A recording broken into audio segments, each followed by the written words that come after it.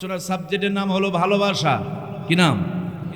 সামনে তো আসবে 14ই ফেব্রুয়ারি, যার ভিতরে এক ফোঁটাও ভালোবাসা নাই, সমস্ত গুনাহ পাপ অন্যায়, অথচ ভালোবাসার ক্যাপসুল বানায়া, ট্যাবলেট বানায়া, ভালোবাসার নাম বিক্রি করে আমাদেরকে ওইটা খাওয়ায় আর জাহান্নামে তারা নিতে চাই। কথা বলুন ঠিক কিনা?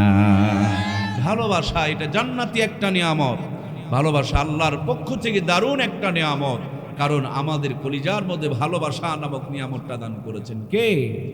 ভালোবাসা এক এক সময় এক এক জায়গায় এক এক মতন। দেখুন, আমরা আমাদের সন্তানকে বেশি ভালোবাসি, এই জন্য মানুষকে ঠগায়া সন্তানের জন্য সম্পদ জমা করি।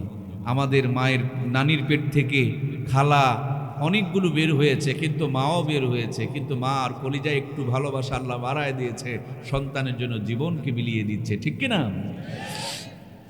দাদার পেট থেকে, দাদার ওরস থেকে অনেকগুলো সন্তান হয়েছে, কিন্তু নানার দাদার ওরসের সন্তানগুলোর মধ্যে থেকে আমাদের বাবা, তার কলিজার মধ্যে আল্লাহ তাআলা একটু ভালোবাসা বেশি ঢেলে দিয়েছে। এই জন্য বাবা নামক বটগাছটা মাথার সামনে দাঁড়ায়া সারা জীবন আমাদের জন্য নিজের জীবনকে উজাড় করে দিচ্ছে। ঠিক কিনা? ভালোবাসা ছোট্ট কথা, অর্থ ব্যাপক বড়। পৃথিবীর বুকে যেই দিকেই আপনি তাকাবেন, সব দিকে একজনের ভালোবাসা জড়িয়ে আছে। তিনি কে? দেখুন তো, এই সুন্দর চোখ দুটো দিয়েছেন কে? জমিনটারে সুন্দর করে আপনার আমার জন্য বিছিয়ে দিয়েছেন কে? আসমানটাকে বিনা খুঁটিতে ঝুলন্ত অবস্থায় রেখেছেন কে? কথা বলার জন্য সুন্দর জবান দিয়েছেন কে? বান্দার জন্য যেটা যত বেশি দরকার, সেই জিনিসগুলোকে বান্দার জন্য তত ফ্রি এবং সস্তা করে দিয়েছেন কে? পানি ছাড়া জীবন বাঁচবে না, আল্লাহ পানিরে ফ্রি করে দিলেন। অক্সিজেন ছাড়া মানুষের জীবন চলবে না, আল্লাহ তাআলা অক্সিজেনটারও ফ্রি করে দিলেন। দুনিয়াতে এসেছি, দুনিয়ার নিয়ামতগুলো পেয়েছি। যখন দুনিয়াতে আসি নাই, সামান্য একটা পানির ফোঁটা বাবার ওরসের মধ্যে বিরাজমান, ওই বাবার ওরস থেকে পানির ফোঁটাটারে নিয়ে মা রেহেমে ট্রান্সফার করে দিয়েছেন। মা বাবা কেউ আপনাকে আমাকে নিয়ে ভাবে নাই, কিন্তু রব আপনারা আমারে বলে নাই। ওই পানির ফোঁটাকে রক্তপিণ্ড বানালেন, রক্তপিণ্ডকে গোস্তপিণ্ড বানালেন, গোস্তপিণ্ডকে স্ট্রাকচার তৈরি করে দিলেন। এখন একটু খাবারের দরকার, দেশের খাদ্যমন্ত্রী আপনার জন্য খাবার পাঠায় নাই। আপনার আমার নানি দাদি, নানা দাদা, আপনার আমার বাবা মা, কেউ আমি মায়ের পেটে যখন ছিলাম তারা কিন্তু আমার খাবার চিন্তা করে নাই, কিন্তু রব আপনারে আমারে ভোলে নাই। মায়ের নারীর সাথে সংযোগ করে দিয়া 10 মাস 10 দিন ধরে মায়ের পেটে আপনাকে আমাকে লালন পালন করেছেন কে? আহারে, সংকীর্ণ জায়গায় আল্লাহ মা নারী দিয়ে আপনাকে আমাকে সুন্দর করে প্রতিপালন করেছেন।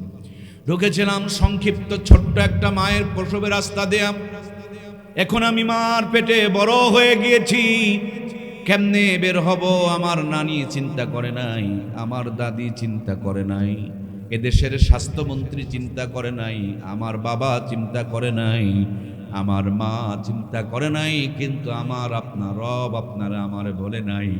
আপনার আমার আসার যখন সময় হয়ে গিয়েছে, সুম্মা সাবিলা ইয়াসসারা, মায়ের ছোট্ট প্রসবের রাস্তাটাকে প্রশস্ত করে দিয়েছেন কে? দুনিয়াতে আসার পর এই দুনিয়ার মানুষগুলো যখন মার নারীটার কেটে দিলেন, মার সাথে খাবারের যে সংযোগটা ছিল, এই দুনিয়াতে আসার পর খাবারের সিঙ্গেল লাইনটা যখন তারা অফ করে দিলেন, কেটে দিলেন, ডিসকানেক্ট করে দিলেন, মায়ের নারীর সাথে সিঙ্গেল খাবার লাইন কাটার আগে মায়ের বুকের মধ্যে ডবল লাইনের ব্যবস্থা করেছেন কে?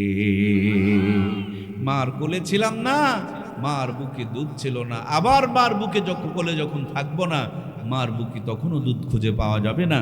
আমি কোলে থাকলে মার বুকে দুধ দেন কে? খাওয়ান আমার মা, কিন্তু মার বুকে দুধ দেন কে? আমার কলিজার টুকরা ভাইরা, এই দুধ খেয়ার চাহিদা পূর্ণ হবে না, শক্ত কিছু খাবারের দরকার। একটা দরখাস্ত লিখে সাইন করার জন্য এখানে ওখানে ঘোরা লাগে নাই, ঘুষ দেওয়া লাগে নাই। মায়ের দুধ টানতে টানতে আমাদের মুখে ছোট ছোট দাঁতগুলো উঠিয়ে দিয়েছেন তিনি কে? ওই দাঁতগুলো দিয়া শক্ত হাড্ডি চাবানো যাবে না, কুসর কামড়িয়ে খাওয়া যাবে না, ওই দাঁতগুলো দিয়া অনেক শক্ত খাবার খাওয়া যাবে না, এই জন্য নরম দাঁতগুলোকে উঠায় নিয়ে আরো শক্ত দাঁতের ব্যবস্থা করে দিলেন আমার রব। জিহ্বাটা বের করে দেখো রে বন্ধু, জিহ্বায় দানা দানা ছোট ছোট অসংখ্য কি যেন দেখা যায়। আজকের আধুনিক স্বাস্থ্য বিজ্ঞান বলছেন এগুলো হলো এক একটা সফটওয়্যার, এক একটার এক এক রকমের কাজ। পৃথিবীতে যত আইটেমের খাবার আছে, এই ছোট্ট জিহ্বাটার মধ্যে ততগুলো সফটওয়্যার এবং ততগুলো স্তর আছে। এক্ষুনি বাজার থেকে আচার কিনে নিয়ে আসুন, 12টা আইটেম মিক্সার করা আছে, মুখে দেওয়া মাত্র এক আচারের ভিতর থেকে 12 রকমের স্বাদ নেওয়ার ব্যবস্থা করেছেন কে? মুখটাকে দিলেন আমার আল্লাহর সামনে। নাক যদি হইতো পিছনে, খাবার খাওয়ার আগে নাকে সময় নিতে হতো, রিপোর্ট আসতে যদি 2 মিনিট দেরি হতো, খাবার হাতে নিয়ে অপেক্ষা করা লাগতো। এমন জায়গায় নাকের সেটিং করে দিলেন, মুখে দেওয়ার আগে নাকে গন্ধ চলে যায়, সেকেন্ডের আগে মেমোরিতে রিপোর্ট হাজির হয়ে যায়, মুহূর্তের মধ্যে রিপোর্ট আবার হাতের মধ্যে ট্রান্সফার হয়ে যায়। খাবার যদি ভালো থাকে হাত মুখের দিকে উঠতে শুরু করে দেয়, খাবার যদি নষ্ট হয়ে যায় দেখবেন হাত ডাস্টবিনের দিকে খাবারগুলোকে ফেলে দেয়। এত সুন্দর মেকানিজম দিয়া আপনাকে আমাকে যিনি লালন পালন করেন, ওই মালিকের কুদরতি কদমে দিনরাত 24 ঘন্টায় 5টা বার সেজদা দেওয়ার দরকার আছে না নাই? বন্ধুরা, আমার নাকটারে লম্বা বানালেন আমার রব, তেমনি যদি চোখ দুটি লম্বা হতো, নাকের মতন চোখ লম্বা হলে দেখতে বিশ্রী লাগতো, কোথাও ভুতু লাগলে চোখের পানিগুলো বের হয়ে গেলে কানা হয়ে যেতাম। এত সুন্দর দুনিয়ায় মা দেখতাম না, বাবা দেখতাম না, বিবি দেখতাম না, সন্তান দেখতাম না। নাকের চাইতে চোখ বড় দামি, আল্লাহ ভিতরে দিয়া দিলেন, সাইড দিয়ে সুন্দর করে একটা কভার দিয়ে দিলেন, আবার সেটাও যেন নষ্ট না হয় তার জন্য উপরে একটা শাটার দিয়ে দিলেন। এই পৃথিবীতে এত সুন্দর যিনি দুটি চোখ দান করেছেন, ওই মালিকের দেওয়া চোখ দিয়া মালিকের সব চাইতে বড় নিয়ামত কোরআনুল কারীমটা দেখে দেখে তেলাওয়াতের দরকার আছে না নাই? বন্ধুরা আমার, সিরাজগঞ্জের সাথী জড়ানো পাবনা জেলা, মাঝে মাঝে যাওয়ার দরকার, সফর করার দরকার। পাবনায় গিয়া দেখবেন পাগল গারদ নামক একটা জায়গা আছে, যেখানে পাগলদের চিকিৎসা করা হয়। নিজেকে এত ধনী আর জ্ঞানী ভাবিও না, পাগল গারদে গিয়ে দেখো তোমার চাইতে দেখতে বহু সুন্দর সুদর্শন মানুষগুলো ভর্তি হয়ে আছে। পাগল গারদে গিয়ে দেখো তোমার চাইতে অনেক লেখাপড়ায় ভালো ছিল, সেই ছাত্রগুলো সেখানে ভর্তি হয়ে আছে। পাগল গারদে গিয়ে দেখো তোমার চাইতে বড় ব্যবসার মালিক সেখানে কিন্তু পড়ে আছে। পাগল গারদে গিয়ে দেখো, সেখানে গিয়ে দেখতে পাবা তোমার চাইতে সুন্দর চাকরিওয়ালা যুবকটাও কিন্তু ওখানে পড়ে আছে। যার বাড়ি ছিল, যার গাড়ি ছিল, যার ব্যবসা ছিল, যার চাকরি ছিল, যার বিবি ছিল, যার সন্তান ছিল, সব ছিল, কিন্তু মাথার কোনো একটা তার ছিঁড়ে গিয়েছে, নার্ভটা ডিসকানেক্ট হয়ে গিয়েছে। লোকটি এখন পাগল, আপন পর বোঝে না, ভালো মন্দ চিনতে পারে না, নিজের পায়খানা নিজের গায়ে মাখে, পলিথিন কুড়ায় কুড়ায় রাস্তার মধ্যে এই শীতের দিনে ভেজা কাপড় উপরে দাঁড়িয়ে থাকে। আহারে আমার কলিজার টুকরা ভাইয়েরা, সব দেওয়ার পর আমার রব যদি মাথার ওই তারটাকে ডিসকানেক্ট করে দিতেন, সংযোগটাকে যদি একটু বন্ধ করে দিতেন, আপনি আমিও পাগল হয়ে এই সিরাজগঞ্জের কোনো রাস্তার মোড়ে পাতলা কাপড় উপরে, ভিজা কাপড় উপরে পলিথিন কুড়াইয়া দাঁড়ায় থাকতাম, ঠিক কিনা? যে মালিক এত সুন্দর করে আপনারা আমারে বানালেন, যে মালিক এত সুন্দর করে আপনাকে আমাকে এখনো পর্যন্ত সুস্থ রাখলেন, আমার কলিজার টুকরা ভাইয়েরা, ওই মালিকের দেওয়া মাথাটা মালিকের কুদরতি কদমে সকাল সন্ধ্যা লাগানোর দরকার আছে না নাই? দুনিয়ার বুকে তাকিয়ে দেখুন, আমাদের নওগাঁ বগুড়া, আমাদের নওগাঁ পরশা সাপাহার, এরপরে চাপায় নবাবগঞ্জ, কি সুন্দর গাছে গাছে আম। আবার দিনাজপুরে গিয়ে দেখেন গাছে গাছে লিচু, আবার সিলেটের জমিনে গিয়ে দেখেন পাহাড়ের মাথায় ওই ডালে ডালে পাতা সুন্দর চার বাগান। আবার দক্ষিণ অঞ্চলে গিয়া দেখেন পানির ভিতরে কত রকমারি মাইটিমের মাছ। আর সিরাজগঞ্জের জমিন তো বাংলাদেশের মধ্যে একটা উন্নত জমিন। এই জমিনে আমও হয়, জামও হয়, কাঁঠালও হয়, লিচু হয়। একই জমিনে আম গাছ লাগিয়েছেন, আমের স্বাদটা এক মতন, কাঁঠালের টার এক মতন, লিচুর টার এক মতন, লিচু গাছের সাথে নারিকেল গাছ। হাইরে কি সুন্দর উপরে গাছের মাথায় রুটি আর পানি অপেক্ষায় রয়েছে। ওই নারিকেল গাছের কন্যারের খেজুরের গাছ শীতের দিন আসলে কার ইঙ্গিত পেয়ে আপনাকে আমাকে গলাটা কেটে রসপান করাইতেছে। খেজুরের গাছের নিচে ওই মরিচের গাছ, মুখে দিলে আগুন ধরে যায়। মরিচের গাছের সাথে নিম গাছ, মুখে পাতা দিলেও মুখটা তিক্ত হয়ে যায়। নিম গাছের সাথে আবার টক গাছ লাগিয়েছেন, তেঁতুল গাছ, মুখে দিলে মুখটা ত্বক হয়ে যায়।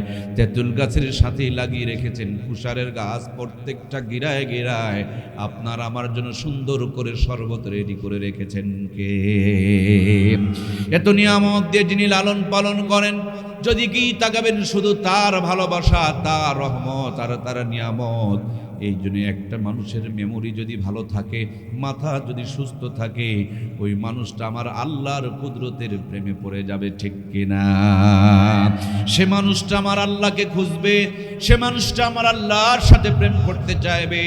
এই জন্য আল্লাহ তাআলা আজ থেকে ১৫০০ বছর পূর্বে কোরআনুল কারীম নাজিল করে আমাদেরকে আল্লাহর সঙ্গে প্রেম করার একটা তরিকা সিস্টেম শিখিয়ে দিয়েছেন।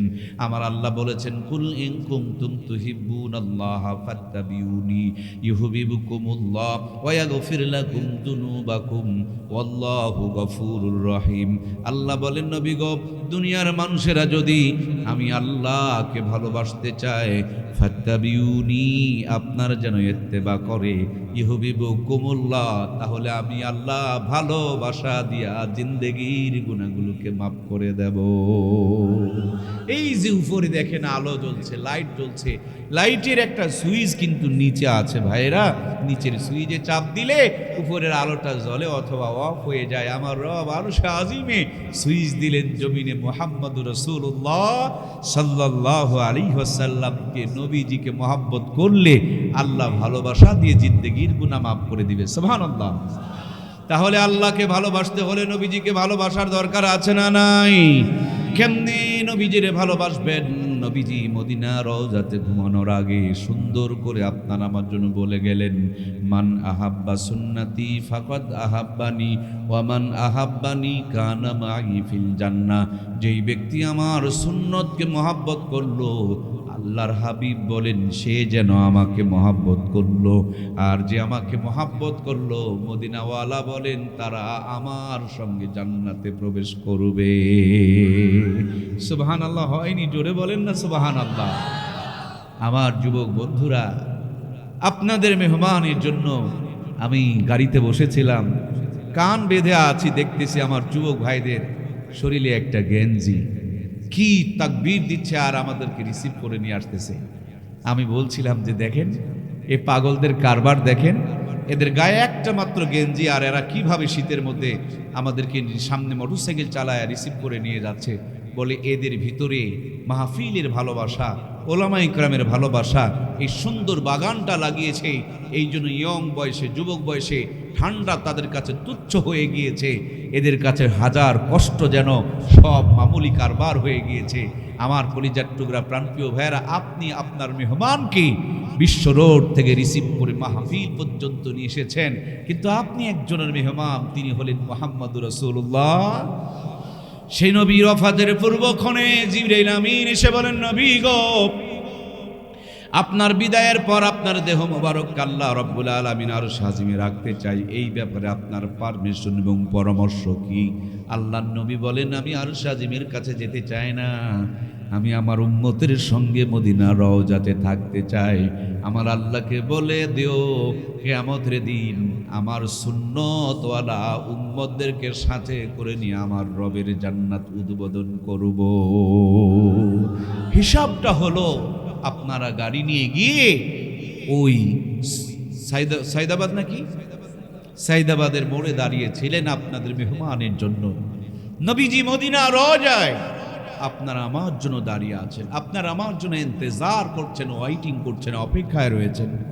এখনো পর্যন্ত মনে হয় রওজাত হাত থেকে দুইখানা হাত উত্তোলন করে হাতছানি দিয়ে ডাকতেছেন, উম্মত সুন্নত গুলোকে জিন্দা করো, আমি নবী তোমাদেরকে সাথে করে নিয়ে জান্নাত উদ্বোধন করব। সুবহানাল্লাহ।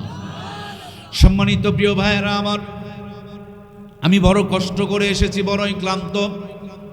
আপনারা অনেক রাত পর্যন্ত জেগে আছেন, অনেক কষ্ট করে জান্নাতের বাগানটা সাজিয়েছেন। অসংখ্য সমস্যা আমাদের মাঝে বিরাজ করছে, এর ভিতরে দিয়ে আমাদের কিছু কথা বলতেই হবে। সমাজের প্রত্যেকটা পরতে পরতে রোগ ধরেছে, ঘুণে ধরেছে, অন্যায় অনাচারে ভরে গিয়েছে।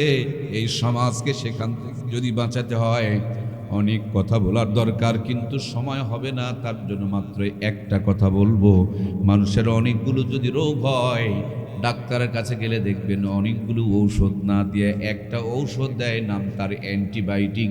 এক অ্যান্টিবায়োটিক খেলে সব রোগ ভালো হয়ে যায়। কথা কি বোঝা যায়? সেম কায়দায় আমি একটাই মাত্র কথা বলবো, আল্লাহর হাবিব সাল্লাল্লাহু আলাইহি সাল্লামের সুন্নতের কথা বলবো। আমার বন্ধুরা, যিনি আওয়ামী লীগের আদর্শ মেনে চলেন তাকে আওয়ামী লীগ বলে, বিএনপির যিনি আদর্শ মেনে চলেন তাকে বিএনপি বলে, এরশাদ চাচার আদর্শ যিনি মেনে চলেন তাকে তো জাতীয় পার্টি বলে, আর নবীর আদর্শ যিনি মেনে চলেন তাকে নবীর উম্মত বলে। নবীর মতে মত, সেইটা নবীর উম্মত। আমার সাথে আপনারা একটু খালি সহযোগিতা করবেন। আমি 90% বলবো, শেষের 10% একটু আপনারা সাপোর্ট দিবেন। নবীর মতের সাথে যার মত ওইটা নবীর, যদি বলুন ওইটা নবীর, নবীর মতে যার মত সেইটা নবীর, নবীর মতের সঙ্গে যার মত তাকে বলে নবীর। আমরা কি নবীর খাঁটি উম্মত হতে চাই? কারা কারা চাই? দুটি হাত তুলে আমার আল্লাহকে দেখায়, লিল্লাহে তাকবীর। পুরাপুরি হাতগুলো একটু পুরাপুরি তুলুন, আর শাজিম থেকে আমার আল্লাহু আকবার।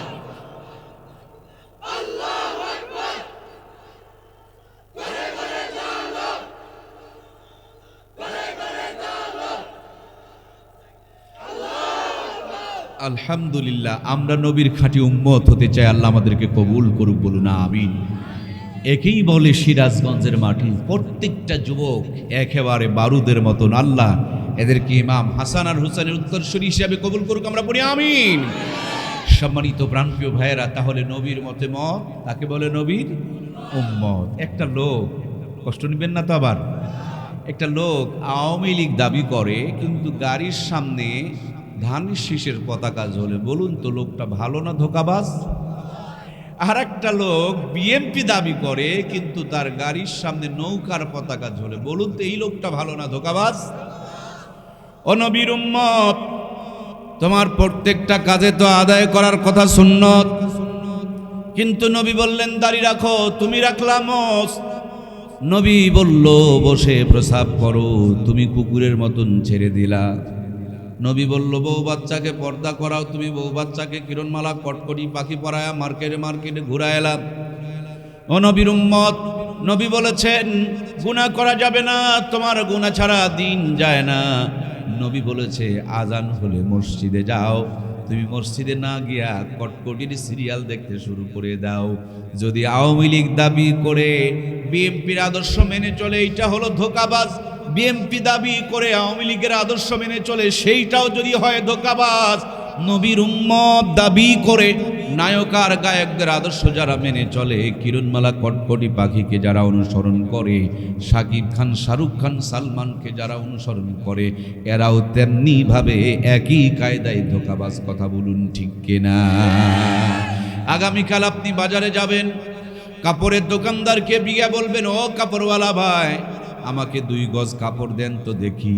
উনি কাপড় বের করার আগে একটা লাঠি বের করবে। আপনি দৌড় দিয়েন না, আপনাকে মারার জন্য লাঠিটা নয়, এটা একটা কাঠি, এইটা দিয়া কাপড় মেপে দেওয়া হয়।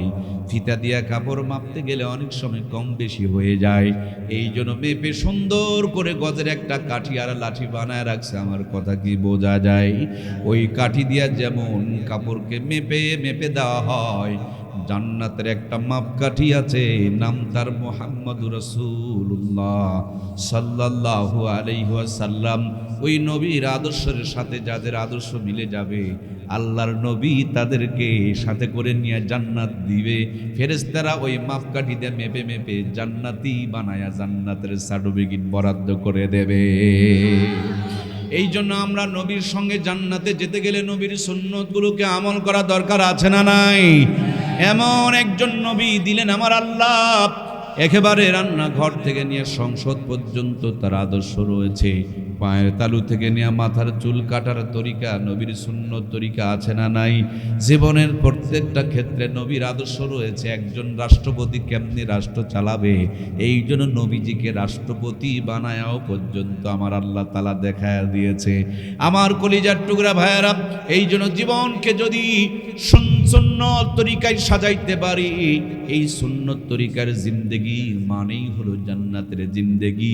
জীবনের প্রত্যেকটা পরতে পরতে আমার নবীর সুন্নতগুলোকে ফলো করতে হবে। একটু খেয়াল করে দেখুন আমার প্রাণের ভাইয়েরা, একজন সন্তান যখন জন্মগ্রহণ করবে, একটু হিসাব করে দেখুন, তখন থেকেই তার সুন্নতের আদর্শ চালু হয়ে যাবে। জন্মের পর ডান কানে আজান দাও, অতি দ্রুত তার বাম কানে একামত দিয়ে দাও। ডান কানে আজান আর একামত যদি দিতে পারো, তার মেমোরিতে মৃত্যুর আগ পর্যন্ত আজান একামত ভাসবে। তাকে কেউ নাস্তিক আর বেঈমান মুরতাদ বানাইতে পারবে না। বেশিরভাগ বাচ্চাগুলো আমাদের হাসপাতালে নিয়ে সিজার করে বের করা হয়, আমাদের বাচ্চাদের আজান একামত হয় না। এই জন্য মুসলমানের ঘরে এখন নাস্তিক মার্কার সন্তান পয়দা হচ্ছে। কথা বলুন ঠিক কিনা? বন্ধুরা আমার, বিগত ফ্যাসিস্ট আমলে জাতীয় কবি নামক একজন ভণ্ড বলেছিল আমার কাছে, আজান যখন মনে হয় আজানের চাইতে বেশ্যার আওয়াজ বেশি ভালো লাগে। আমি চিন্তা করলাম, আরে আজানের সাথে কত নোংরা একটা তুলনা দিল, কারণটা কি? পরে হিসাব করে দেখেছি, কিছু কিছু বাচ্চা পতিতালয়ে জন্ম নেয়, যাদের ডান কানে আজান বাম কানে একামত হয় নাই। প্রথমে বাজে আওয়াজ ঢুকেছে, ওই আওয়াজটায় তাদের মেমোরিতে বাজতেছে। ঠিক কিনা? সকালবেলা যদি আপনি বড় একটা পেঁয়াজ দিয়ে পান্তা খান, দুপুরে বিরিয়ানি খেলেও বৈকালবেলা ঢিকুর তুলে দেখবেন পেঁয়াজেরই গন্ধ বের হবে। কথা বলুন ঠিক কিনা? এই জন্য জন্মের পরেই আজান দিয়ে দাও, বাম কানে একামত দিয়ে দাও। এটা সুন্নতের প্রথম ডোজ। কিছুদিন পূর্বে আপনারাও শুনেছেন, কলিজায় রক্তক্ষরণ হয়েছে, কিন্তু প্রতিবাদ করা যায় নাই। একজন বেয়াদব বলল, ফজরে আজান যখন হয়, ফজরে আজানের চাইতে আমার কাছে কাউয়ার আওয়াজ ভালো লাগে। জোরে বলেন না নাউজুবিল্লাহ। আমি চিন্তা করলাম, আরে এত নোংরা কথা কেমনে মুসলমানের সন্তান বলতে পারে? পরবর্তীতে চিন্তা করে দেখলাম, শহরে গিয়ে দেখবেন বড় বড় প্লাস্টিকের ডাস্টবিন আছে, যেখানে ময়লা রাখা হয়। কিছু সন্তান জন্ম হয় যাদের বাপ মার কোনো পরিচয় নাই, এদেরকে কাগজে ঢুকায়া পেপারে লেপটায়া ওই ডাস্টবিনের কিনারে ফেলে দিয়ে আসা হয়। আর কিছু নিঃসন্তানী মানুষেরা সকালবেলা লেফলাইট করতে গিয়ে কুড়িয়ে তুলে নিয়ে আসে। ওদের জন্মের পর আজান তো ঢুকে নাই, একামত কানে আসে নাই, ডাস্টবিনারের কিনারে পড়েছিল, কাউয়ার আওয়াজ প্রথমে কানে ঢুকেছিল। এই জন্য মৃত্যুর আগ পর্যন্ত ওই আওয়াজটাই তাদের মেমোরিতে বাজে। ঠিক কিনা? সম্মানিত প্রাণপ্রিয় ভাইয়েরা আমার, এই জন্য জন্মের পরেই ডান কানে আজান বাম কানে একামত দাও। কেন জন্মের পর ডান কানে আজান বাম কানে একামত দিবেন? কারণ আমাদের বাচ্চাগুলো যখন জন্ম হয়, জন্মের পরে কিন্তু আমাদের বাচ্চাদের 6টা টিকা দেওয়া লাগে। সিরাজগঞ্জের শিক্ষিত ভাইয়েরা কয়টা টিকা দেওয়া লাগে? টিকা দেওয়ার পর খেয়াল করে দেখবেন, বাচ্চার জ্বর হয়, বাচ্চার কষ্ট হয়, তারপরও বাবা মা টিকা কেন্দ্রে নিয়ে সন্তানকে টিকা দেওয়ায়। নবীজির জামানায় সাহাবা একরামদের সন্তান যখন ভূমিষ্ঠ হতো, এই কলিজার টুকরা ছেলেগুলোকে নিয়ে আল্লাহর হাবিবের দরবারে হাজির হওয়া যেত। রহমাতুল আলামিন জান্নাতি জবান দিয়ে আজোয়া খেজুরকে চাবায়া চাবায়া নরম করে বাচ্চাদের ঠোঁটে তুলে দিত। আমার ভাইয়েরা, নবীজি আজকে নাই, নবীর উত্তরসূরি উলামায়ে কেরাম রয়েছেন। ইন্নাল উলামা ওয়ারাসাতুল আম্বিয়া, তাদের কাছে নিয়ে যাও, যেই জবানের চুগলখড়ি হয় না, মিথ্যা কথা কয় না, হারাম খায় না, কোরআন তেলাওয়াত করে, জিকির করে, দরুদ শরীফ পড়ে, ওরকম জবান দিয়া যদি আপনার সন্তানের জবানকে উদ্বোধন করায় নিতে পারেন, আমি চ্যালেঞ্জ করে বলতে পারি, জীবন চলে যাবে, আপনার সন্তানের মুখ থেকে কোনোদিন নাস্তিকের মতন কথা বের হবে না। এজন্য জবানটা উদ্বোধন করে নিতে হবে আল্লাহওয়ালা থেকে। ছেলেটা যখন বড় হয়ে যাবে, আপনার ডাক্তার বানানোর স্বপ্ন থাকতে পারে, রাষ্ট্রপতি বানানোর স্বপ্ন থাকতে পারে, মন্ত্রী বানানোর স্বপ্ন থাকতে পারে, কোনো সমস্যা নাই। কিন্তু ভুলেও আগে ডাক্তার বানাতে যায়েন না। আগে কিন্তু ডাক্তার বানাতে যাওয়া যাবে না, আগে এমপি বানানোর ফিকির করা যাবে না। কারণ এগুলো মুসলমানের সন্তান, প্রথমে এগুলোকে ইমানদার বানায় নিতে হবে। কথা বলুন ঠিক কিনা? সম্ভবত এখানে আসার কিছুক্ষণ আগে আমি যখন সিরাজগঞ্জ গোলচত্বর পার হচ্ছিলাম তখন মোবাইলে দেখলাম 8 বছরের একটা ছোট্ট মেয়েকে ধর্ষণ করে মেরে ফেলে দিয়েছে। আহারে বাংলার মুসলমান, কুকুরের বাচ্চাকে মারলে আন্দোলন হয়, কুকুরের বাচ্চাকে মারলে জেলখানায় যাওয়া লাগে, কিন্তু মানুষকে যারা মারে এখনো পর্যন্ত সাথে সাথে তাদেরকে অ্যারেস্ট করা হয় না। কথা বলুন ঠিক কিনা? কুকুরের জন্য দরদ দেখায়, কিন্তু মানুষের তাদের কলিজায় কোনো দরদ। আমরা দেখলাম এই নিটিজেন, সিটিজেন, বিডিজেন এগুলো যে কোন জেন আল্লাহ ভালো জানে। আমার জেন মানে ওই যে রক্তের মধ্যে একটা গ্রুপ থাকে না, জেন থাকে না, আমার তো মনে হয় এদের কুকুর মার্খা জেন। মানুষ মার্খা জেন হলে মানুষের ব্যথায় তারা ব্যতীত হওয়ার কথা ছিল। কথা বলুন ঠিক কিনা? আমরা দেখেছি শাপলা চত্বরে যখন আলেমদেরকে ব্রাশ ফায়ার করে মারা হলো, এই সমস্ত বেয়াদবদেরকে কোনো আন্দোলন করতে দেখা যায়নি। কথা বলুন ঠিক কিনা? পিলখানায় যখন 57 জন সেনা অফিসারকে শেষ করে দেওয়া হলো, এরা কুকুর বললে আন্দোলন করলেও সেদিন তাদেরকে কোনো আন্দোলনে খুঁজে পাওয়া যায়। এই 24-এর গণ অভ্যুত্থানে যখন প্রায় 2000-এর মতন মানুষকে ব্রাশ ফায়ার করে মারা হলো, তখনও কিন্তু এই কুত্তা মার্খা মানুষগুলোকে রাস্তায় আন্দোলন দেখা যায়নি। কথা বলুন ঠিক কিনা? কুকুরকে মেরেছে যারা অন্যায় করেছে, তাদের শাস্তি পাওয়ার হক, তারা শাস্তি পাবে। কিন্তু তোমরা কুকুরের বেলায় মুখ খোলো আর মানুষের বেলায় মুখের মধ্যে আঙ্গুল দিয়ে থাকো, এই তোমাদের এই নষ্টামি আর ভণ্ডামি জাতির সামনে ওপেন হয়ে যাচ্ছে। কথা বলুন ঠিক কিনা? সুতরাং প্রাণপ্রিয় ভাইয়েরা আমার, একটা কথা মন দিয়ে শুনতে হবে। গরুর পেট থেকে জন্ম নিলে গরু হয়, ছাগলের পেট থেকেই জন্ম নিলে ছাগল হয়, ভেড়ার পেট থেকে জন্ম নিলে ভেড়া হয়, হাতির পেট থেকে জন্ম নিলে হাতি হয়। কিন্তু মানুষের পেট থেকে জন্ম নিয়া কিছু কিছু মানুষ হয়, কিছু কিছু অমানুষ হয়। কিরে ভাই, সিরাজগঞ্জের ভাইয়েরা, কি সবগুলো কি মানুষ হয়? সবগুলো কি মানুষ হয়? বাংলাদেশে যতগুলো মানুষ দেখা যায় সবগুলো মানুষ না, কিছু কিছু অমানুষ আছে না নাই? সত্যি করে বুকে হাত দিয়ে বলুন তো দেখি, আমার দেশে বর্তমানে মানুষ বেশি না অমানুষ? অমানুষ কোনোদিন বাপ মাকে ভাত কাপড় দেবে না, মানুষ কোনোদিন বাপ মাকে ঘর থেকে বের করে দিতে পারে? মানুষ কোনোদিন তার বউটারে পাতলা কাপড় পরায় মার্কেটে ঘোরায় দেশের মানুষকে জাহান্নামের দাওয়াত দিতে পারে?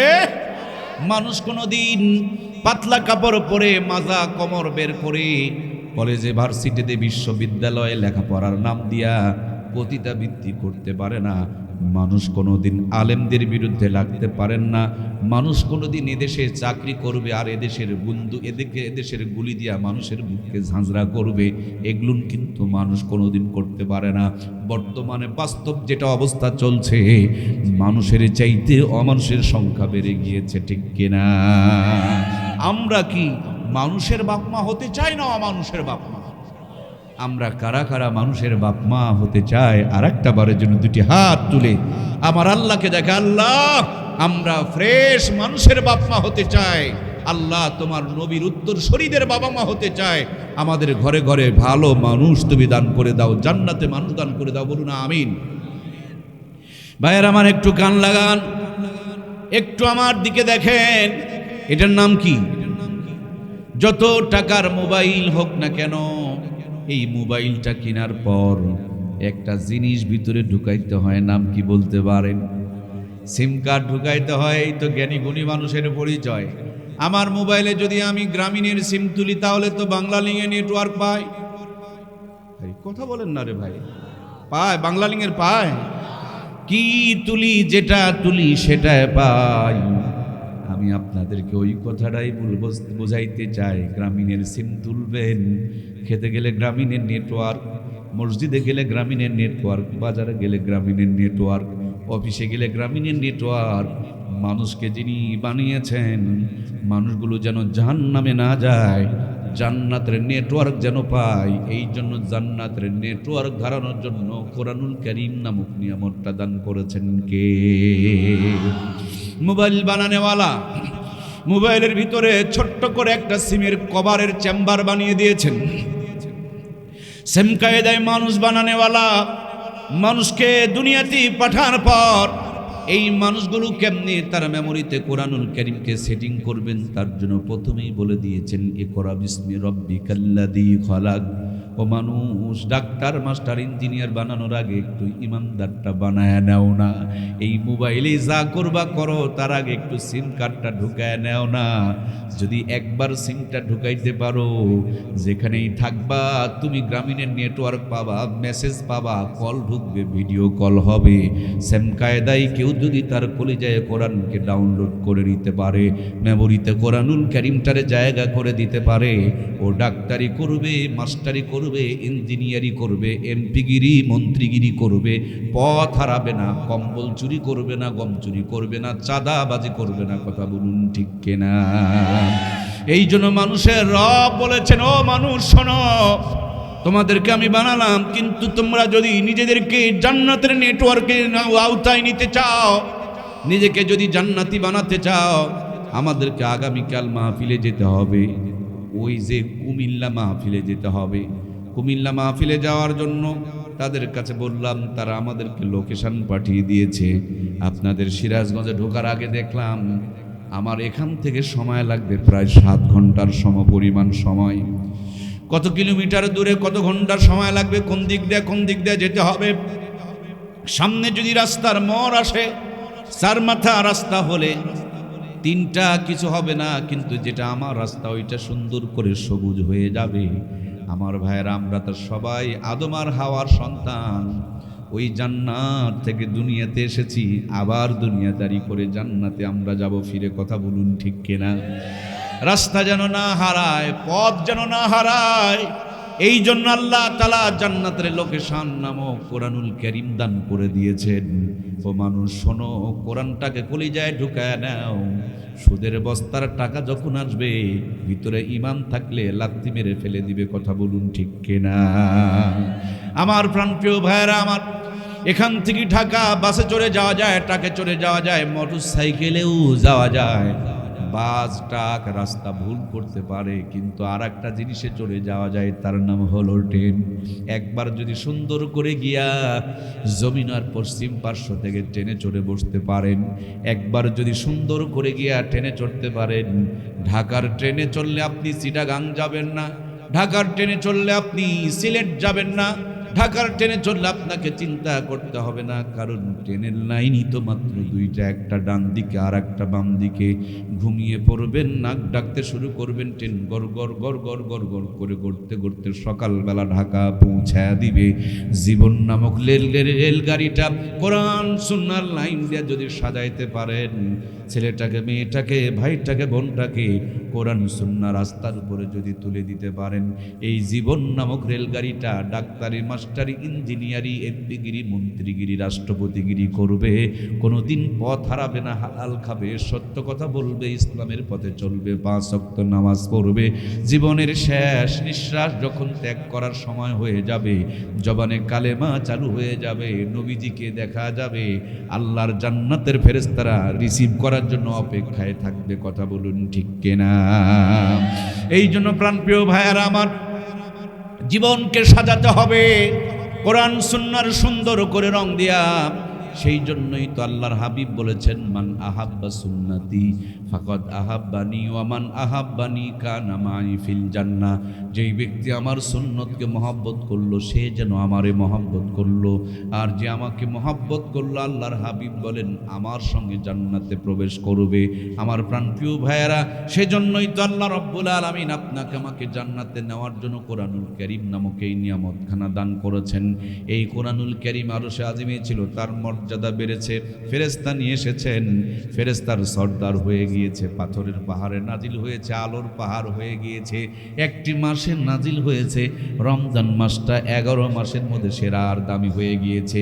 এই কোরআনুল কারীম একটি মুবারক রাত্রে নাজিল হয়েছে, লাইলাতুল কদরি খায়রুম মিন আলফি শাহর, 1000 মাসের চেয়ে উত্তম হয়ে গিয়েছে। এই কোরআনুল কারীম যে কাগজে লেখা হয়েছে তার দাম বেড়েছে, যেই কাপড় দিয়ে জড়ানো হয়েছে ওই জুজদানের দাম বেড়ে গিয়েছে, যে কাঠের উপরে পড়া হয় তারও দাম বেড়ে গিয়েছে। এই কোরআনুল কারীম যে আলেমরা কলিজার মধ্যে নিয়েছে, ওই আলেমদের দুনিয়া আখিরাতে দাম বাড়িয়ে দিয়েছেন কে?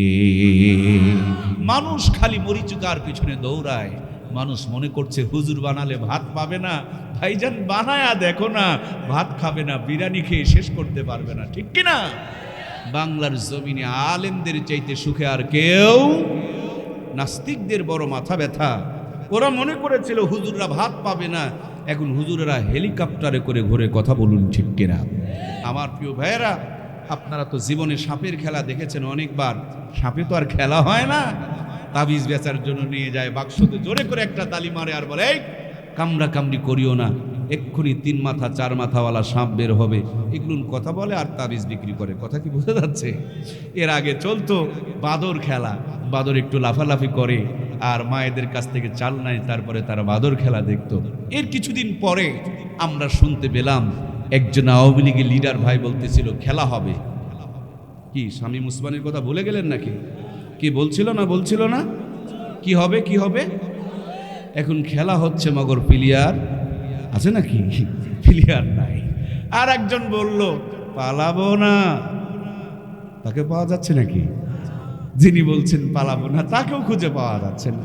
হ্যাঁ, সামনে তো আবার শুরু হয়ে গেল বিশ্বকাপের খেলা, আর্জেন্টিনা ব্রাজিল, মেসি আর নেইমার, কথা বলুন ঠিক কিনা?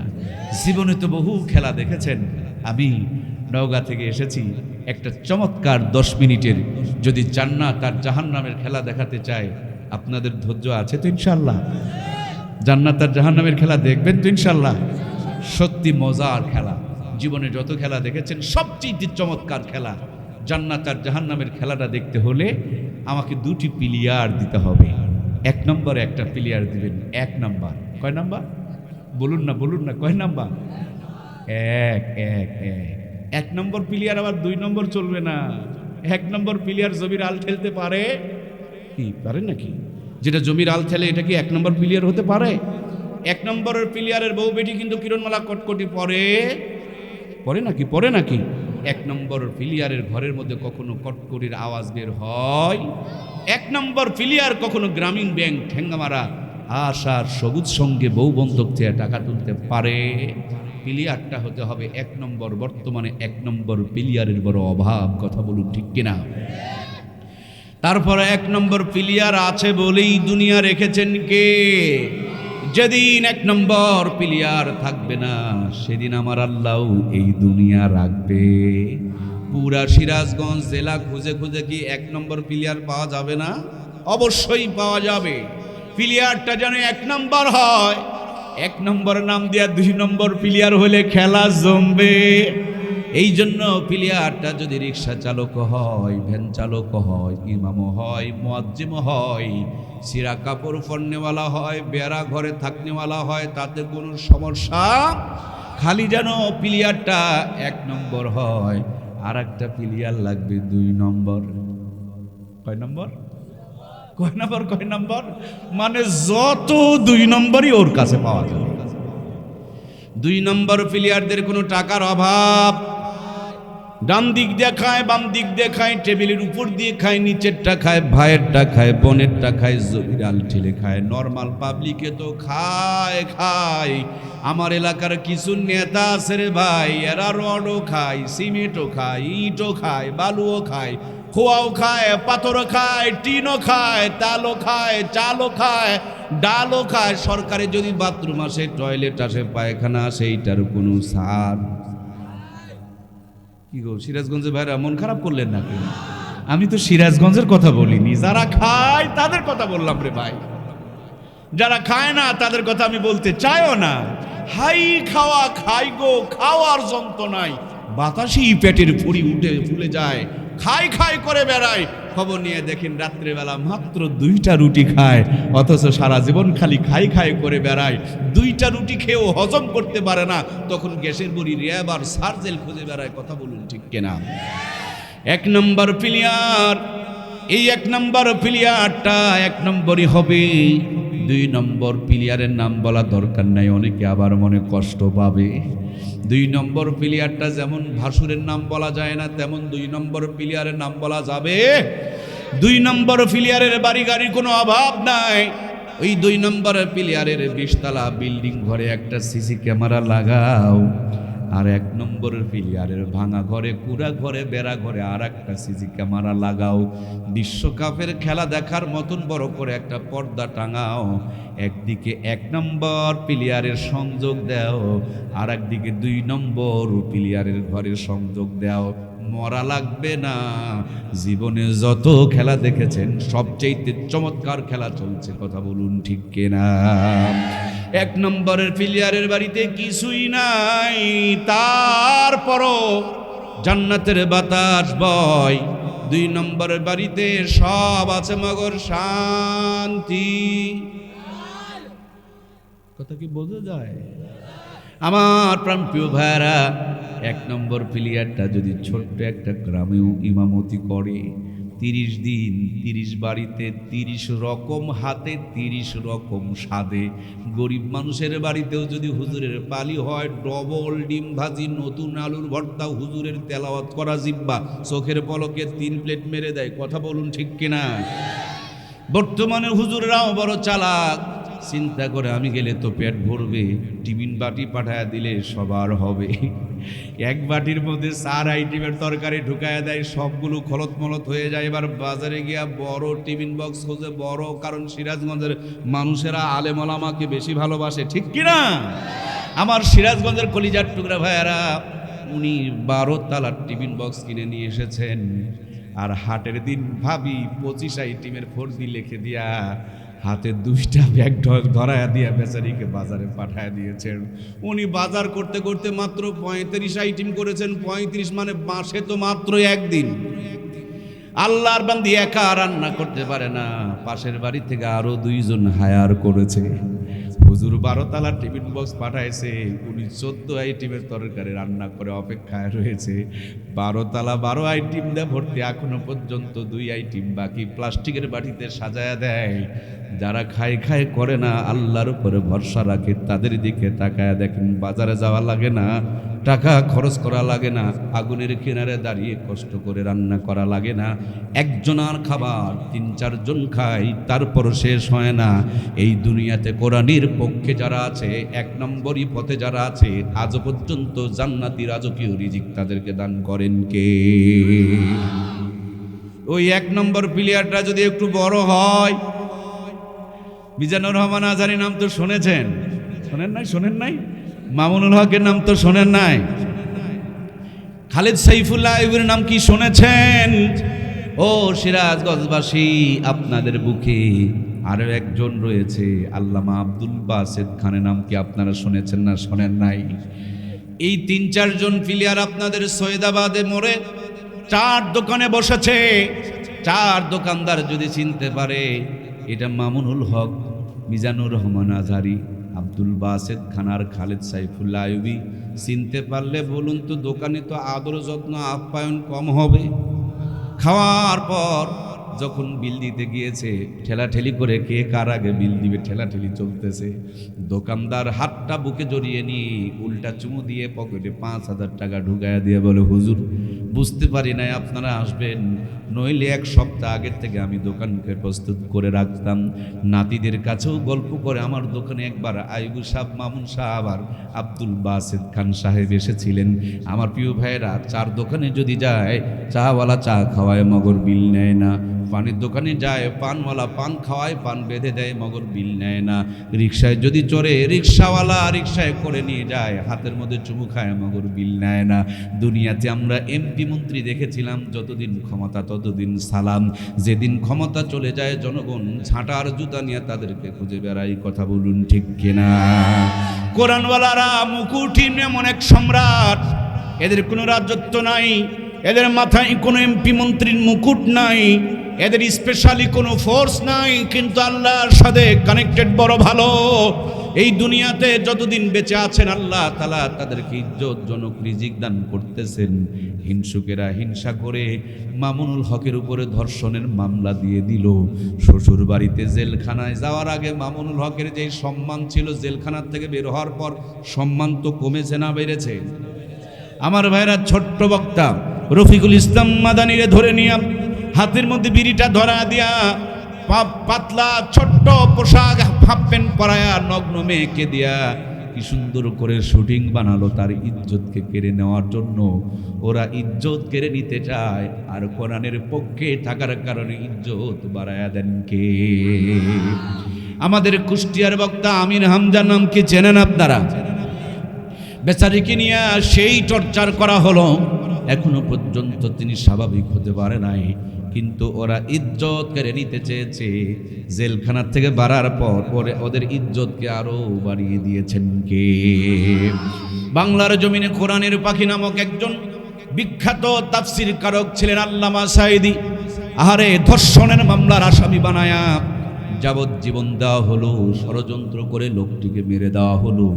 আজকে যদি তিনি বেঁচে থাকতেন, বাংলার কোনো ময়দানে যদি আগমন করতেন, বলুন তো দেখি এমন কোনো ময়দান আছে জায়গা দেওয়া কি যেত? যেই চোরগুলো ওদের উপরে অপবাদ দিয়েছিল, তারা যদি কোনো ময়দানে যায়, বিল্ডিং পায়, বাড়ি পায়, ক্ষমতা পায়, বিরিয়ানি পায়, টাকা পায়, তারপরও জনগণ পায় না। যদি একটু লুটপালট হয়ে যায়, তখন চেয়ার ভাঙাভাঙি শুরু হয়ে যায়। এই দুনিয়াতে কোরআনের পক্ষে যারা আছেন, এদেরকে স্পেশালি রাজকীয় মর্যাদা দান করেছেন কে? মর্যাদা যদি দেখতে চান, কখনো কখনো আমাদের সঙ্গে হবেন। সেদিন দিনাজপুরে এক মাদ্রা মাহফিলে গিয়েছিলাম, না হলেও প্রায় 50 আইটেমের খাবার সামনে দিয়েছে। আমি বললাম, এতটুকু পেটে কি অত খাবার জোটে? তিনি বললেন, হুজুর, এটা মনের আবেগ আর মনের ভালোবাসা, একসাথে আসলে হয়তো খাবো না, তার জন্য আনতে আসে আর আনতে আসে, আনতে আসে আর আনতে আসে। আমি বলি, এত খাওয়ায়েন না, মরে যাব তো। বলে, না না, মরবেন না। আলেমদের জন্য সাধারণ মানুষের কলিজায় এই ভালোবাসা ঢুকিয়েছেন কে? আমি আমার ওস্তাদ আহমদ শফি সাহেবকে দেখেছি, হযরতের জুতাগুলো ছাত্ররা বগলের মধ্যে নিয়ে দাঁড়িয়ে থাকতেন। উনি চলতে পারতেন না, তারপরে তাকে কাঁধের মধ্যে করে নিয়ে গেল, দর্শের মধ্যে নিয়ে যাওয়া হতো, নিয়ে আসা হতো। কোরআনের পক্ষে যারা ছিলেন, কোরআনের পক্ষে যারা আছেন, যদিও হিংসুকেরা হিংসা করছেন, কিন্তু কোরআনওয়ালাদেরা কোনো পর্যন্ত মর্যাদা বাড়িয়ে দিয়ে রেখেছেন কে? পক্ষান্তর ওই যে বললাম 2 নম্বর, মনে কি আছে? রাতের 3টায় 15 লাখ টাকা বিটকেসে নিয়ে লম্বা একটা আগরবাতি টানতে টানতে বাড়িতে যায়। সিরাজগঞ্জের মানুষেরা কি আগরবাতি খায়? খায় খায়। হায় হায় হায়, যে যত ভদ্রলোক, তার আগরবাতির দাম তত্ত্ব। গরু ছাগল পায়খানা করার সময় খায় না, আর এই ভদ্রলোকদের বাথরুমে না খাইলে পায়খানা ক্লিয়ার। সকালবেলা চোখ ডলবে আর জবান দিয়ে বলবে, আলহামদুলিল্লাহিল্লাযী আহইয়ানা বাদামা আমাতানা ওয়া ইলাইহিন নুশুর। ঘুমায় রাতের 3টায়, উঠে সকাল 11টায়। মুখ দিয়ে ধোঁয়া বের হয় না, মুখ দিয়ে খালি ভাটার মতন ভর ভর করে ধোঁয়া বের হয়। টয়লেটে গিয়া কষে মারে টান, উপরে সারে ফু আর নিচে পড়ে গু। আবার সার দোকানে গিয়া কয়, নামাজ না পড়লে কি হলো, ইমান ভালো আছে। এরকম বেকুব আছে না নাই? এরা কি পায়, কেন খায়? বিড়ি টিড়ি মদ গাঁজা বাবা ইয়াবা যারা খায়, এদের ঠোঁটগুলো দেখবেন কুকুরের পাছার মতন কালো হয়ে যায়। কথা বলছেন না কেন রে ভাই? মুখগুলো দেখবেন গাঁজা টানতে টানতে কয়রা হয়ে যায়। এদের হাত গন্ধ হয়, ওদের জামা গন্ধ হয়, ওদের কাপড় গন্ধ হয়, ওদের ঘর গন্ধ হয়। ওদের বউ কেমনে থাকে রে ভাই? ছি ছি ছি, জাতি কেমনি এগুলো খায়? যেটা গরু ছাগলও খায় না, এটা মানুষ কেমনি খায়? প্রায় আজ 20 বছর ধরে বক্তৃতা করছি, জাতি এগুলো খেও না। জাতি বরঞ্চ আরো উন্নতি করে। আগে টানতো বিড়ি, পরে টানে সিগারেট। ওয়াজ বাড়াইলাম, সিগারেটের মধ্যে ঢুকাইলো গাঁজা। ওয়াজ আরো পাওয়ার বাড়াইলাম, এবার গাঁজা বাদ দিয়ে এখন ডাল খায়, ডাল হয়ে যায়। ডাল খোরদের বলছি, আর ডাল খেও না রে ভাই। ওরা ডাল খাওয়া ছেড়ে দিয়ে এবার হিরোইন ধরছে। হিরোইন খুরেরা নতুন করে বাবা ইয়াবা চালু করছে। চিন্তা করে দেখলাম, ওয়াজে যখন কাম হচ্ছে না, জাতি যখন খাচ্ছেই খাচ্ছে, তাহলে জাতির তো পক্ষেই কিছু ওয়াজ করা লাগে। এই জন্য বাবাখোর, ইয়াবাখোর, বিড়িখোর, সিগারেটখোর, মদখোর, গাঁজাখোর, এরা যারা আছে, এদের পক্ষে বর্তমানে গবেষণা করে আমি 3টা উপকার খুঁজে পেয়েছি। যারা বিড়ি, সিগারেট, মদ, গাঁজা, বাবা ইয়াবা খায়, এগুলো খেলেও তাদের 3টা লাভ হয়। কয়টা প্রিয় ভাইয়েরা? এখন এরকম বিড়িখোর টিড়িখোর যদি থাকে, এরা বলবে যে হুজুর আসল কথা কইছেন, আমরা তো দলিল পাচ্ছিলাম না। আর সব ওয়াজ যদি ভালো মানুষের পক্ষে হয়, ওদের যদি কিছু ছাড়া পড়ে যায়, ওরা বলবে যে এটা পক্ষপাত হুজুর। খালি ভালো মানুষের ওয়াজ করে গেল, আমাদের কিছু বলে গেল না। এই জন্য বিড়িখোর ভাইদের জন্য মাত্র 10টা মিনিট সময় কি ব্যয় করা যেতে পারে? যেহেতু ওরা খায় তাহলে ওদেরকে বলা দরকার আছে, ভাই খাও খাও খাও, জম্মের খাওয়া খাও, মুখের মধ্যে 2টা লাগাও, নাকের মধ্যে 2টা লাগাও, পারলে চোখের কোণাতেও লাগাও, আরও যদি কোনো জায়গা থাকে সেখানেও লাগাও, টানো আর টানো, জম্মের টানান টানো। শেষের যে টানটা মারে এই টানের আবার নাম রাখছে সুখ টান। আস্তাগফিরুল্লাহ, আশরাফুল মাখলুকাতের চরিত্র এটা কোনোদিন হতে পারে? বিড়ি সিগারেট মদ গাঁজা বাবা ইয়াবা যারা খায়, আমি হিসাব করে দেখছি এদের খালিও 3টা লাভ হয়। কয়টা প্রিয় ভাইয়েরা? 1 নম্বর লাভ হচ্ছে বাড়ি চুরি হয় না। বর্তমানে অনেক জায়গায় চুরিধারি বেড়ে গিয়েছে। 1 নম্বরে লাভটা হলো এদের বাড়ি চুরি হয় না। 2 নম্বরে লাভ, বর্তমানে কুকুরেরা রাতের বেলা গোল মিটিং করে ঘোরাফেরা করে, সিঙ্গেল ঘোরে না। কুকুর নিয়ে বড় মাঝে মাঝে আতঙ্কে থাকতে হয়, কুকুর ঘাউ ঘাউ করে ধরে ফেলে দেয়। 2 নম্বরে লাভটা হলো কুকুরে কামড়ায় না। 3 নম্বরে আরেকটা লাভ হলো এদেরকে বুড়ো হয়ে মরা লাগে না। এখন যদি এই ওয়াজ ভেঙে না দিয়ে যায়, কালকে হাজী সাহেব খুঁজে বের করবে, হুজুরের ফোন নাম্বারটা দেন জিজ্ঞেস করি, অথবা ইউটিউবে খুঁজে খুঁজে আমার নাম্বার বের করে নিয়ে সকাল থেকে গুদাগুদি শুরু করবে, আমাকে ঘুমাতেও দেবে না। এই জন্য ওই 3টা কথা বলার দরকার আছে না নাই? 1 নম্বরে লাভ, বাড়ি চুরি হয় না। আমার ব্যক্তিগত গবেষণা, এটা কোরআন সুন্নাহ থেকে আমি বলছি না, এটা আমার পার্সোনাল গবেষণা। আমি গবেষণা করে হিসাব করে যোগ বিয়োগ করে মিলিয়ে দেখেছি আর সন্ধান করেছি, বিড়ি সিগারেট মদ গাঁজা যারা খায় অল্প দিনে তাদের হাড়ের ভাল্বগুলো নষ্ট হয়ে যায়। রাতের বেলা তাদের ঘুমানো কপালে নাই। ওই দাদার স্টাইলে বিড়ি একখান ধরায়া ফুসফুস করে কাশবে আর ফুসফুস করে টান মারবে আর উপর দিকে ধোঁয়া ছাড়বে, শুইতে পারবে না, কাত হয়ে বালিশের উপরে হেলাম দিয়া থাকবে আর বলবে, যেই কাশে দাদা মরল ওই কাশ এসে আমাকে ধরলো। রাতের বেলা বাড়ির মালিক যদি বিড়ি টানে আর কাশাকাশি করে, চোর যদি চুরি করতে আসে, বলুন তো দেখি চুরি করার কি চান্স পাবে? এই জন্য খালি খান ভাই খান, কত খাবেন খান। আরে মানুষ দুধ বিক্রি করে আর বিড়ি টানে, কি পায় কেন খায়? গায়ে লেখা আছে ধূমপান মৃত্যুর কারণ, ক্যান্সার হয়। যারা লেখে তারাই বানায়, যারা এটার অ্যাডভার্টাইজ বানায় ওরা আবার বেশি করে খায়। চোরকে বলে চুরি করো, মালিককে বলো জেগে থাকো, বুঝি না কি কারবার। ভাইয়ের আমার 2 নম্বর লাভটা হলো কুকুরে কামড়ায় না। আমি থিসিস করে দেখেছি, এই বাবা ইয়াবা বিড়ি টিড়ি যারা খায় অল্প দিনে তাদের 2 পায়ে হাঁটার ক্ষমতা হারায় যায়। তখন তাদেরকে লাঠি ঢোকা দিয়ে হাঁটাহাঁটি করা লাগে। লাঠি ঢোকা দিয়ে যখন হাঁটাহাঁটি করে, হাতের মধ্যে লাঠি যদি থাকে আর কুকুরের কান তো বড় সজাগ, কানে যদি সাউন্ড যায় কুকুর কিন্তু ধারে কাছে বেরবে না, তাও করে 1.5 কিলোমিটারের দূরত্ব বজায় রাখবে। কথা বলুন ঠিক কিনা? এই জন্য বিড়ি সিগারেট যারা খায় তাদের কুকুরে কামড়ানোর সম্ভাবনা। 3 নম্বরে আপনারা অনেকেই জানা যায় গিয়েছেন, নিশাখোরদের শরীরটা কঙ্কাল হয়ে যায়। এরা 25 বছর 30 বছর 35 বছর কবরে চলে যায়, বুড়া হওয়ার সুযোগ পায় না। বাংলাদেশে যত অন্যায় সংগঠিত হয় তার প্রথম কারণ হলো এই নিশার টাকা। বাপমা টাকা দিত তো, লেখাপড়া করে নাই, চাকরি পায় নাই, বান্ধবী অন্য জায়গায় হয়ে গিয়েছে বিয়া, এখন তো বেচারি নিশার টেনশনে বড় মাথা খারাপ। 2 বোতল ফেন্সিডিলের বিনিময়ে তারা মানুষকে খুন পর্যন্ত করে। কথা বলুন ঠিক কিনা? আল্লাহর কাছে প্রার্থনা জানাই, আল্লাহ আমার এখানকার যুব সমাজ সহ গোটা দুনিয়ার মুসলমানকে সব নিশার থেকে যেন বাঁচায় দেয়। জোরে বলুন আমিন।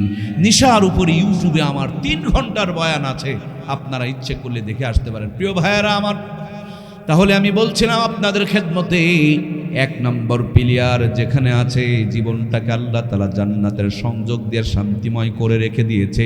2 নম্বর পিলিয়ার, বিড়ি টানতে টানতে বাড়িতে যাচ্ছে, মুখের মধ্যে কোনো সালাম নাই, গেটে গিয়া কলিং বেলে চাপ দেয়, কাজের মেয়ে দরজা খুলে দেয়, বউ তার কটকটির সিরিয়াল দেখতেছে, স্বামী ঢুকলো না ছাগল ঢুকলো দেখার মতন টাইম, স্ত্রী হাতে রান্না কপালে জোটে না, যে হাত দিয়া নাক পরিষ্কার করে ওই হাত দিয়েই কাজের মেয়ে রুটি বানায় রেখে দিয়েছে। ক্ষুধার যন্ত্রণা, ডায়াবেটিস নীল হয়ে যাবে। খাবার প্লেটে বসে খাবার ল্যাপটায় ল্যাপটায় মুখে দিতে চায়, কিন্তু ভিতরে ঢুকতেই চায় না। যদিও জোর করে ঢুকায়, পেটে ঢুকতেই যেন পেটের মধ্যে গ্যাসের গন্ডগোল শুরু হয়ে যায়। তখন র্যাব আর সার্জেলকে তালাশ করা লাগে। প্রিয় ভাইয়েরা আমার, 3 কোটি টাকা দিয়ে ঘরের ডেকোরেশন করেছেন, কিন্তু কপাল বড় খারাপ।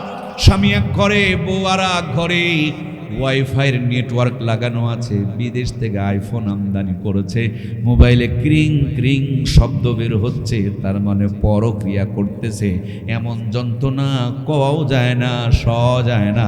মাঝে মাঝে টেনশন করে করে স্টক করে বিছানায় পড়ে থাকে। কথা বলুন ঠিক কিনা?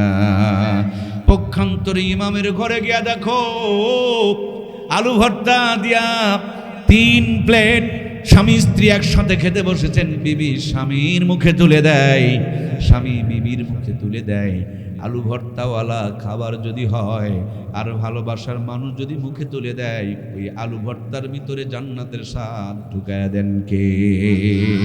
ভাঙা ঘরে ছিঁড়া খেতা সোজা করে হালাল বউকে বুকে জড়িয়ে ধরে ডান হাত গালের নিচে দিয়া কেবল একটু দোয়া পড়ছে, আল্লাহুম্মা বিসমিকা আমুতু ওয়া আহয়া। বিছানায় মাথা দিতে দেরি, জান্নাতের ঘুম আসতে দেরি লাগে না। আর 2 নম্বর পিলিয়ার 3টা করে ঘুমের বড়ি মারে, তারপরে কোনো কাম হয়। 1 নম্বর পিলিয়ারের বাড়িতে গিয়ে দেখেন এক গুন্ডার সন্তান আব্বা আব্বা বলে ডাকে। 2 নম্বরের পিলিয়ার 12 বছর আগে বিয়ে করেছে, বালিশের নিচে হামদর্দার হারবালের ঔষধ, কিন্তু আব্বাডা কপালে জোটে। এই জন্য বন্ধুরা আমার, দুনিয়ার ভিতরে জান্নাত আর জাহান্নামের খেলা চলছে। আমরা 1 নম্বর প্লেয়ার যদি হতে পারি, কোরআনের পক্ষে যদি থাকতে পারি, সুন্নতের দলে যদি যোগ দিতে পারি, হালাল খাবার যদি খেতে পারি, দুনিয়ার জীবনটারে জান্নাতি জীবন বানিয়ে দিবেন কে? এরকম একজন জান্নাতি মানুষকে আমরা গত কিছুদিন আগে দেখে এসেছি। কোরআনওয়ালারা দুনিয়াতে সুখে থাকবে, কোরআনওয়ালারা বিদায় নেওয়ার পর কোরআনুল কারীম মাথার সামনে দাঁড়ায়া কিয়ামত পর্যন্ত কবরে জান্নাতের ঘুম পাড়ায়া দিবে। এই নদীর উত্তর দিকে যদি চলে যেতে থাকেন, দেখবেন যেতে যেতে ধরলা নামক একটা নদী পাওয়া যায়। সেই নদীর ব্রিজে উঠবো, শুনতে পেলাম ওখানে ঘুঘু মুন্সির কবর আছে। ড্রাইভাররে বললাম, চলুন তো দেখি কবরটা জিয়ারত করে আসি।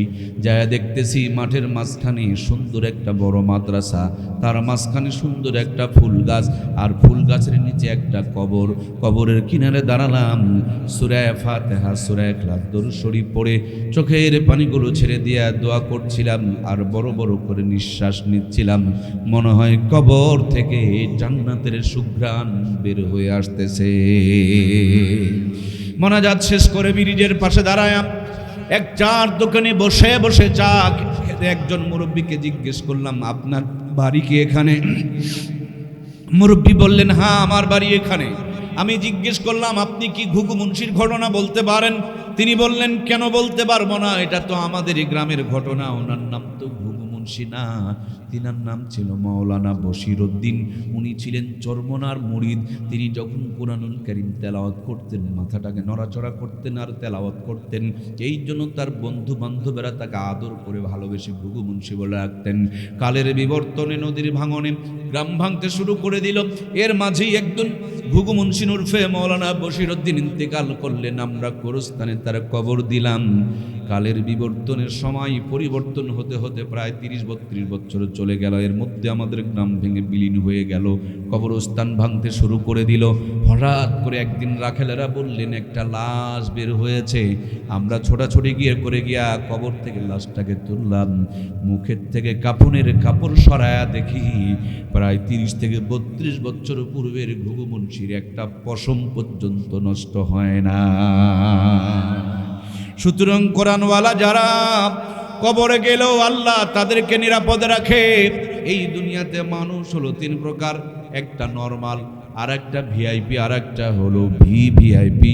নরমাল মানুষগুলো ঢাকাতে যখন যায় ওই নোকাল বাজে চড়ে হানিফ কিয়া শ্যামলিতে চড়ে ঢাকায় যায়।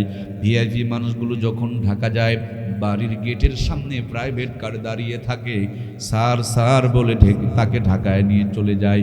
আর ভিআইপি মানুষ যেমন আমাদের বুবুজান কিছুদিন আগে হেলিকপ্টারে চড়ে আমাদের দাদু বাড়ি গেল, মনে কি আছে রে ভাই?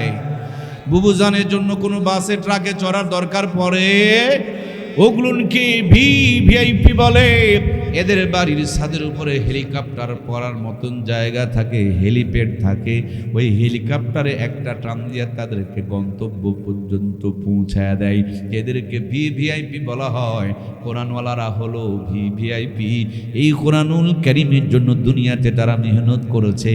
কিয়ামতের দিন কোরআনুল কারীম তাদেরকে বুকের মধ্যে নিয়ে একটা টান দিয়া আল্লাহর জান্নাতের গেট পর্যন্ত পৌঁছায় দিবে। জান্নাতের গেটে যাওয়া মাত্র একজন ঘোষক ঘোষণা করে বলবে, ইকরা ওয়ারাতিল কামা কুনতা তুরাতিল ফিদ দুনিয়া। ও আল্লাহর জান্নাতের বান্দা বান্দি, যেইভাবে কোরআনুল কারীমের একটা করে আয়াত পড়েছিল, আজকে একটা করে পড়ো আর এক একতলা বিশিষ্ট জান্নাত অর্জন করো।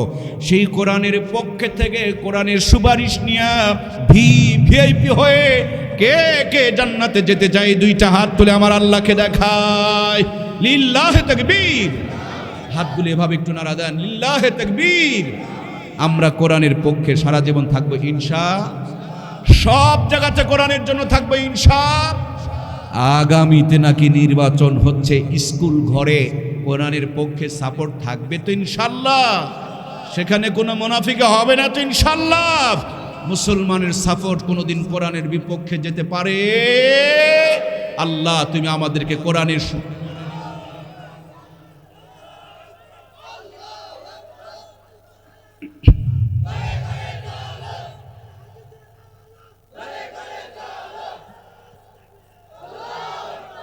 আলহামদুলিল্লাহ আমরা কোরআনের পক্ষে আছি তো? সব দেখেছি, আর একটা বার কোরআনের রাজ দেখা আমাদের সামনে বাকি আছে। আগামী দিন কায়েমের আন্দোলনের সামনের কাতারের অগ্রণী ভূমিকা পালন করে সিফা সালার হয়ে থাকতে হবে। আল্লাহ সকলকে ইমাম হাসান আর হুসাইনের উত্তরসূরি হিসাবে কবুল করুক। আমরা পড়ি আমিন। আমার প্রিয় ভাইয়েরা, আমরা হাত তুলেছি কোরআনের পক্ষে যদি সত্যিই থাকতে পারি।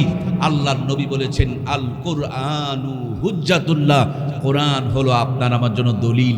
আল্লাহ যেন কোরআনের সুপারিশ আমাদের জন্য নসিব করেন। আমরা পড়ি আল্লাহুম্মা আমিন।